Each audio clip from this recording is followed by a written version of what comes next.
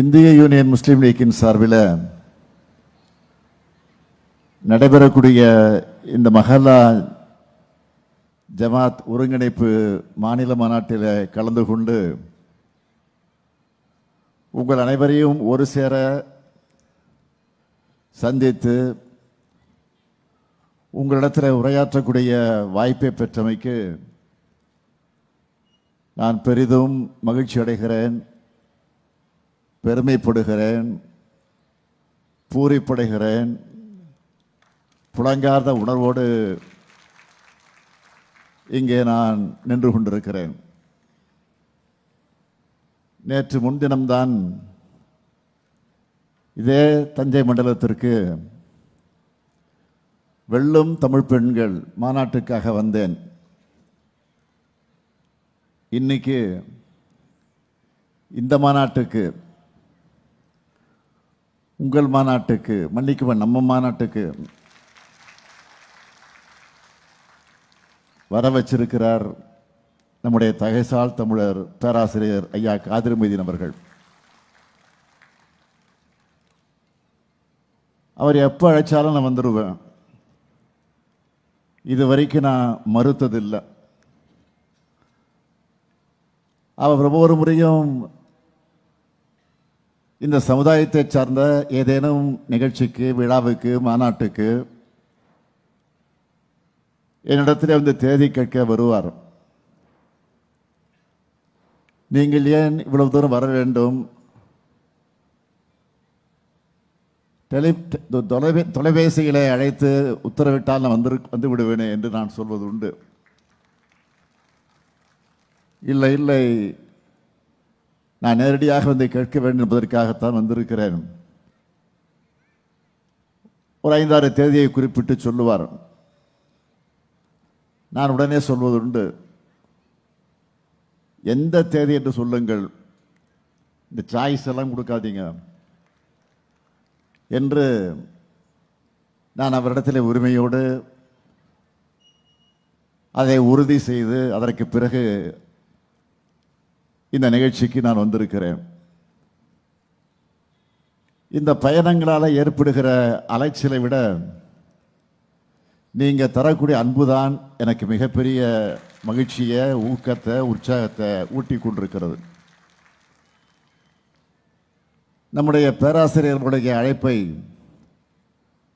கட்டளையா ஏற்றுக்கொண்டு இங்கே நான் வந்திருக்கிறேன். பள்ளிவாசல்களை மையமாக வச்சு சமூக உதவிகள், சேவைகள், சீர்திருத்தங்கள் செய்கிற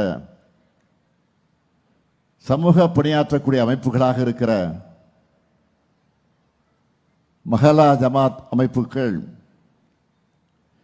இஸ்லாமிய பண்பாட்டில் மிக மிக முக்கியமானது, அடிப்படையானது. வழிகாட்டு தலங்கள் என்பவை தொழுகைகளுக்கான இடங்களாக மட்டுமில்லாமல் சமூக ஒற்றுமை, சமூக வளர்ச்சி, கல்வி ஆகியவற்றோடு தொடர்புடையதுன்னு மெய்ப்பிச்சுட்டு வரீங்க. அந்த வகையில் முன்மாதிரி மஹல்லா ஜமாத் விருதுகளை பெற்றுள்ள 30 பள்ளிவாசல் பொறுப்பாளர்கள் அனைவரையும் நான் மனதார பாராட்டுகிறேன், வாழ்த்துகிறேன்.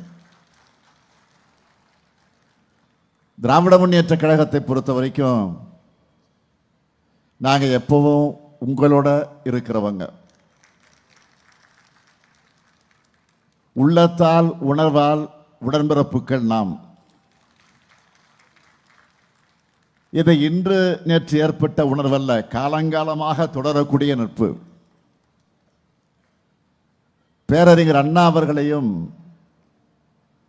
தலைவர் கலைஞர் அவர்களையும் இணைக்க பாலமாக இருந்ததே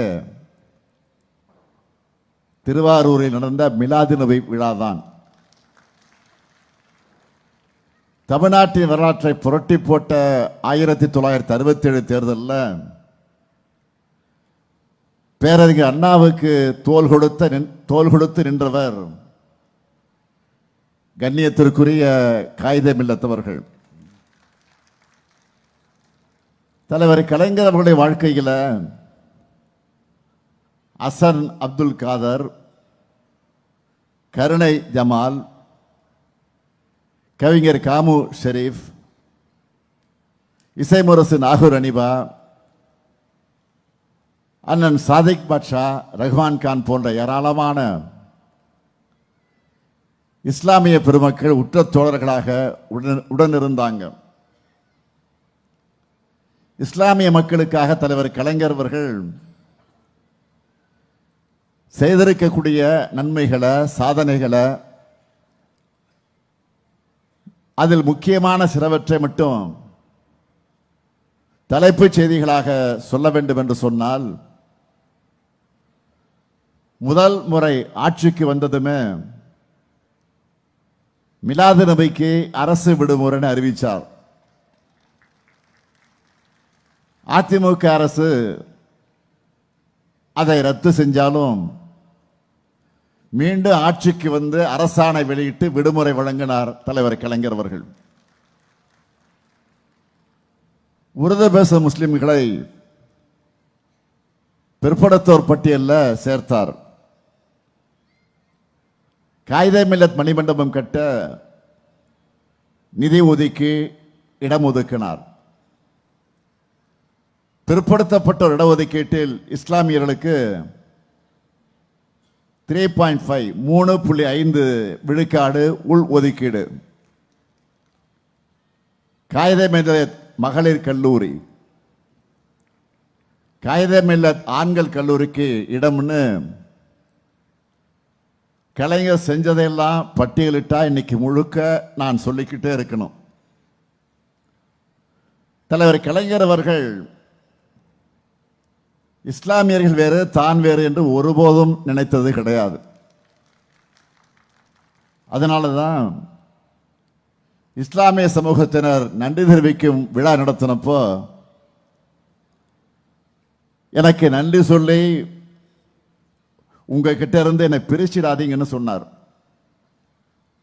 கலைஞர் சொன்ன அதே உணர்வோடு தான், அதே வழிநடத்தத்தான் இந்த ஸ்டாலினும் திராவிட மாடல் ஆட்சியும் செயல்பட்டு கொண்டிருக்கிறோம். நேரத்தின் அருமையை கருதி இந்த 5 ஆண்டுகளில் இஸ்லாமிய மக்களுக்கு செயல்படுத்தப்பட்டு வரக்கூடிய திட்டங்களில் சில முத்தாய்ப்பான சிலவற்றை மட்டும் நான் சொல்ல விரும்புகிறேன். ஹஜ் புனித பயணத்தை மேற்கொள்ளக்கூடிய இஸ்லாமியர்களுக்காக தமிழ்நாடு ஹஜ் இல்லம் கட்ட அடிக்கல் நாட்டியிருக்கிறோம்.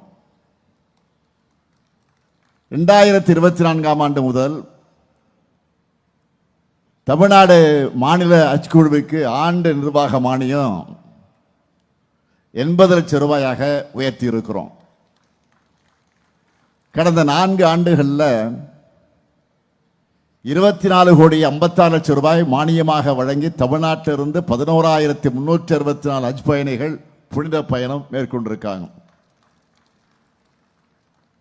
தமிழ்நாடு சிறுபான்மையினர் பொருளாதார மேம்பாட்டுக் கழகத்தின் மூலமாக 31,625 பயனாளிகளுக்கு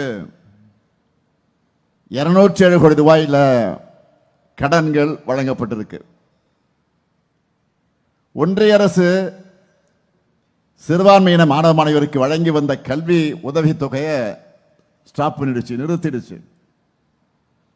அதனால இந்த ஆண்டு 1 முதல் 8ஆம் வகுப்பு வரை அரசு மற்றும் அரசு உதவி பெறக்கூடிய பள்ளிகளை படிக்கிற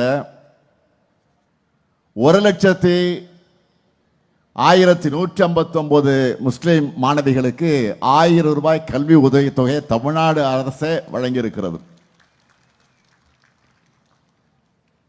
தொன்மையான பள்ளிவாசல்கள்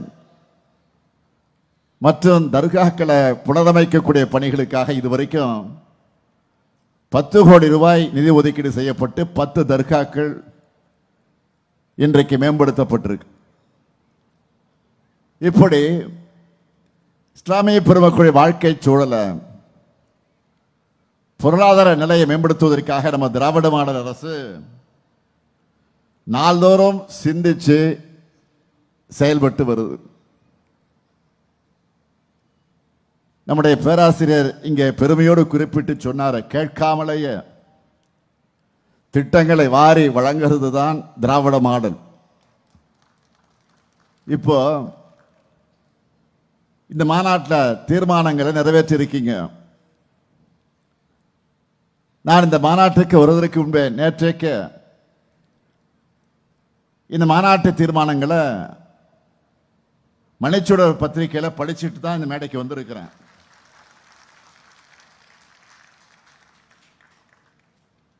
முதலமைச்சர் வரார், முடிஞ்ச வரைக்கும் எல்லா கோரிக்கைகளும் வச்சிடணும். அன்பின் மிகுதியால அதிகமான கோரிக்கைகளை வச்சிருக்கீங்க. நீங்க கோரிக்கை வச்சா உங்க நம்பிக்கையை நிறைவேற்ற வேண்டியது என்னுடைய பொறுப்பு. இவ்வளவு தூரம் உங்களுக்காக வந்துட்டு அறிவிப்புகளை வழங்காம நான் போக முடியுமா?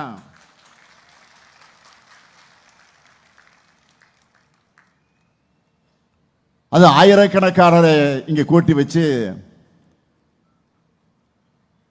இந்த கோரிக்கைகளை எடுத்து வைக்கிற நேரத்தில்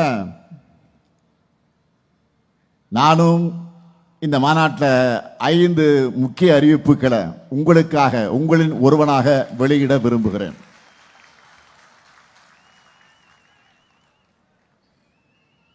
முதலாவது அறிவிப்பு, தமிழ்நாடு வக்ஃப் வாரியத்தில் பதிவு பெற்றுள்ள 1537 உலமாக்களுக்கு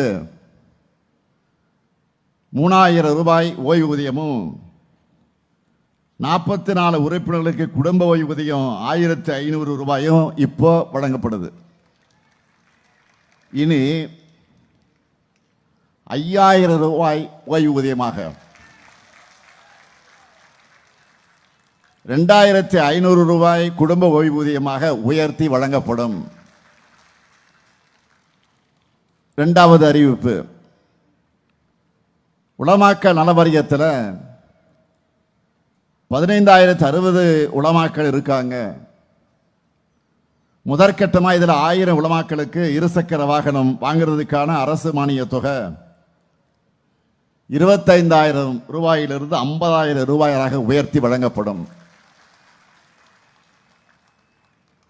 மூன்றாவது அறிவிப்பு, ஏற்கனவே சென்னை மற்றும் மதுரையில் சென்னை மற்றும் மதுரையில் வக்ஃப் தீர்ப்பாயம் செயல்பட்டு வரக்கூடிய நிலையில்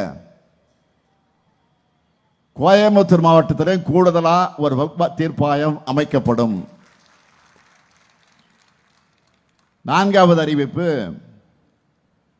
கல்லறை தோட்டம் மற்றும் கபரிஸ்தான்கள் இல்லாத இடங்களில் மாநகராட்சிகளால் அரசு நிலம் தேர்வு செய்யப்பட்டு அவை அமைக்கப்படும். ஐந்தாவது அறிவிப்பு, அரசு உயர்நிலை மற்றும் மேல்நிலை பள்ளிகள் இருக்கக்கூடிய 10 உருது மொழி ஆசிரியர் காலி பணியிடங்கள் நிரப்பப்படும். இந்த அறிவிப்புகள் எல்லாம் மகிழ்ச்சி தானே? அண்ணன் உங்களை தான் கேட்கிறேன், மகிழ்ச்சி தானே? மகிழ்ச்சி. மீதி இருக்கும் கோரிக்கைகளும் படிப்படியாக ஆனால் உறுதியாக நிறைவேற்றப்படும். அதே போல நம்ம திராவிட மாடல் அரசோட நலத்திட்டங்களையும் பாராட்டி மீண்டும் மீண்டும் திராவிட மாடல் அரசு தான் தொடரணும்னு நம்பிக்கையோட நீங்க போட்ட தீர்மானங்களுக்கும் நான் இங்கே நன்றி சொல்ல விரும்புகிறேன். உங்க நம்பிக்கையை நிச்சயமா உறுதியா இந்த முத்துவேல் கருணாநிதி ஸ்டாலின் காப்பாற்றுவான் என்ற நம்பிக்கையை நான் இங்கே வழங்கிட விரும்புகிறேன். இந்த தீர்மானத்தை ஒவ்வொரு சிறுபான்மை சமூகத்தவரும் பரப்புரை செஞ்சா தங்களுடைய உள்ளத்துல ஏற்றுக்கிட்டு இருக்கக்கூடிய இந்த மீண்டும் இந்த திமுகவுடைய ஆட்சி உறுதியாக உருவாகும். இன்னைக்கு நாடு எப்படிப்பட்ட சூழல் இருக்குதுன்னு நான் அதிகம் உங்களுக்கு விளக்க வேண்டிய அவசியம் இல்லை. அதுல இஸ்லாமிய மக்களான நீங்க எப்படிப்பட்ட அச்சுறுத்தலை எதிர்கொள்றீங்கன்னு உலகத்துக்கே தெரியும். இப்படிப்பட்ட நிலையில நான் உறுதியோடு சொல்றேன், இஸ்லாமியர்களுக்கு பாதுகாப்பான மாநிலமாக இன்றைக்கு இருக்கக்கூடிய ஒரே மாநிலம் தமிழ்நாடு தான். அதுக்கு காரணம் திராவிட முன்னேற்ற கழகம். திமுக தான் சிறுபான்மையின மக்களை காக்கக்கூடிய காவல் அரண். அதனாலதான் உங்க உணவு அரசியல், கும்பல் வன்முறை போன்றவை இன்றைக்கு தலையெடுக்காம இருக்கு. இந்த அமைதி சூழல் சிலருடைய கண்களை உறுத்துது. தமிழ்நாட்டில் எப்படியாவது குழப்பம் ஏற்படுத்தலாமான்னு அவங்க போடுற ராஜதந்திரங்கள் எல்லாம் வீணாகிட்டு இருக்கு. அதனால தங்களுக்கேற்ற அடிமைகளாக இருக்கிறாங்களே இடி, சிபிஐ, ஐடி இது போன்ற அமைப்புகளை வச்சு மிரட்டி தங்களுக்கான கூட்டணியா உருவாக்கி மேடையை ஏறி இருக்காங்க. இன்னைக்கு அதுலயும் துரோகங்களுக்கான அர்த்தமா அகராதைகள்ல இடம் பிடிச்சிருக்கக்கூடிய 10 தோல்வி பழனிசாமி முஸ்லிம்களுக்கு எதிரான தன்னுடைய பயணத்தை தொடர்ந்துகிட்டு இருக்கார். அவரு பழனிசாமியுடைய துரோகங்களை நாம் எண்ணி பார்த்தா சீன பெருஞ்சுவரை போல நீளமானது. அவருக்கு தெரிஞ்சதெல்லாம் ரெண்டே ரெண்டு தான். ஒன்னு காலில் விழுறது, இன்னொன்னு கால்கள் வாரி விடுறது. அப்படிப்பட்டவர்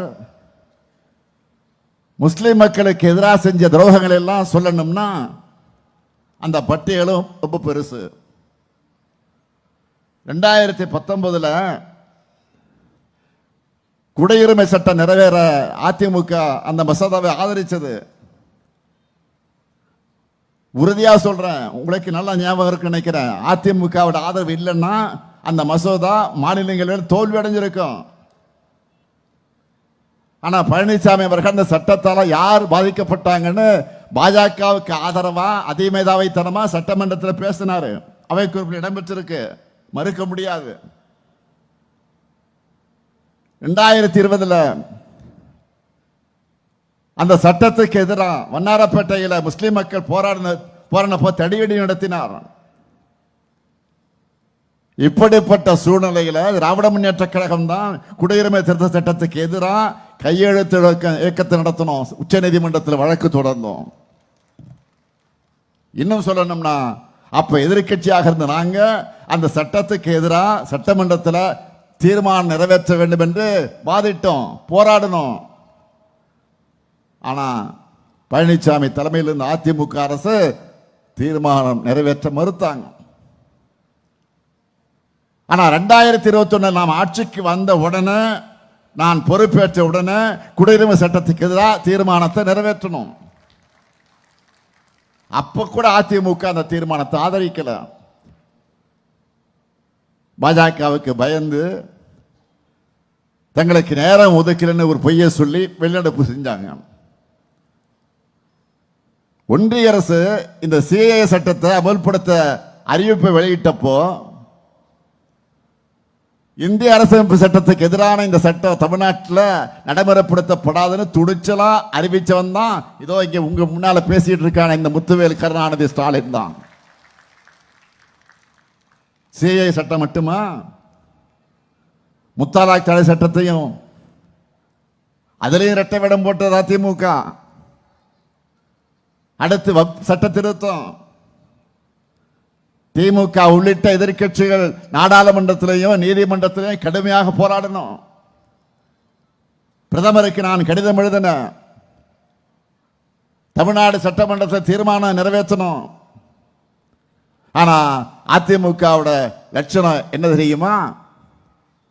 எங்கே மக்கள் முன்னாடி அம்பலப்பட்டு விடுமோ என்ற அச்சத்தில் அந்த தீர்மானத்தை ஆதரிச்சாலும் தங்களுடைய டெல்லி எஜமானர்கள் கோபிச்சுப்பாங்களேன்னு நாம கொடுத்த கருப்பு பேஜை கூட போட்டுக்காம ஓடி ஒளிஞ்சாங்க. சட்டமன்றத்தில் இந்த நாடகம்னா நாடாளுமன்றத்தில் அன்னைக்கு அதிமுக எம்பி தம்பிதுரை அவர்கள் 11 செகண்ட் தான் பேசினார். 11 செகண்ட். அதுலயும் பக் மசோதாவை நிராகரிக்கணும்னு முழுமையா திரும்ப பெறணும் வலியுறுத்தாம பாஜக அரசை கோரிக்கை வச்சுட்டு இருந்தார். இப்படியெல்லாம் துரோகம் செஞ்சுட்டு ஒரு கூட்டத்தில் பேசும்போது கூட்டணி தர்மத்துக்கு உட்பட்டு தங்களை கொஞ்சமும் விருப்பமில்லாத சட்டங்களுக்கு ஆதரவு அளிச்சோம்னு பச்சை பொய்ய பேசினார். இப்போ ஒரே மேடையில் இருக்கிற அந்த மக்கள் விரோத கூட்டணியை ஒட்டுமொத்தமாக விரட்டக்கூடிய கடமை நம்ம எல்லாருக்கும் இருக்கு, மறந்துடாதீங்க. அதுக்கான வலிமை மதச்சார்பற்ற முற்போக்கு கூட்டணிக்குத்தான் இருக்கு. இஸ்லாமியர்கள் கிறிஸ்தவர்கள் சிறுபான்மை மக்களுக்கு எதிரான அதிமுகவோட சதி எண்ணத்தை நீங்க உணரணும். இந்த 2026 தேர்தலுக்கெல்லாம் தமிழ்நாட்டோட நலனை காக்கக்கூடிய, தமிழ்நாட்டோட நலனுக்கு எதிரான இருக்கக்கூடிய பிரதமர் மோடிக்கும் நடக்கக்கூடிய தேர்தல் மறந்துடக்கூடாது. நான் அதனாலதான் சொன்னேன், இந்த தேர்தல் என்டிஏ வெர்சஸ் தமிழ்நாடு. பாஜகவோட கூட்டணி ஆட்சி அமைஞ்சா, தமிழ்நாட்டில் அமைஞ்சா அது வளர்ச்சி அடைந்த தமிழ்நாட்டை நாசப்படுத்திடும். ஆனா அதை தடுக்கிற துணிச்சலும் தைரியமும் திமுக கூட்டணிக்குத்தான் இருக்கு. எனவே திராவிட முன்னேற்ற கழகத்துடைய தொண்டர்கள் வீதி வீதியாக வீடு வீடாக பரப்புரையை தொடங்கிட்ட மாதிரி நான் உரிமையோடு உங்களிடத்தை கேட்க வந்திருக்கிறேன். இந்திய யூனியன் முஸ்லீம் லீக் தோழர்களும் உடனடியாக தன்னுடைய பரப்புரையை தொடங்க தயாராகுங்க. இங்க இருப்போர் இளைஞர்களும் பெண்கள் ஏராளமாக வந்திருக்கிறீங்க. தாய்மார்களை பார்க்கிறேன், கண்கொள்ளா காட்சியாக இருக்கிறது. ஆக இளைஞர்கள், பெண்கள் உள்ளிட்ட அனைவரும் விழிப்புணர்வு ஏற்படுத்தணும். யார் நம்மை காப்பார்கள், யார் நம்மை வளர்ப்பார்கள், யார் நமக்கு உரிமையை பெற்றுத் தருவார்கள் எடுத்து சொல்லணும். நாம ஒற்றுமையா இருந்தா எந்த சூழ்நிலைகளும் தமிழ்நாட்டுடைய வளர்ச்சியை சீர்குலைக்க முடியாது. சுயநலத்துக்காக தமிழ்நாட்டோட நலனை அடகு வச்சிருக்கக்கூடிய அடிமைகளுக்கும் அவங்களுக்கு கட்டளையிடுகிற டெல்லி எஜமானர்களுக்கு புரிகிற மாதிரி உரைக்க சொல்வோம், உறுதியோடு சொல்வோம். தன்மானமிக்க தமிழ்நாடு தலைபணியாது, ஒருபோதும் அடிபணியாது. தமிழ்நாடு போராடும், தமிழ்நாடு வெல்லும், வெல்வோம் ஒன்றாக. நன்றி, வணக்கம். மாண்புமிகு தமிழ்நாடு முதலமைச்சர் அவர்களுக்கு உங்கள் அனைவரின் சார்பிலே நெஞ்சார்ந்த நன்றியை தெரிவித்துக் கொள்கிறோம். விருது வழங்கும் நிகழ்வு தொடர இருக்கிறது. சற்று அமைதி காக்கவும்.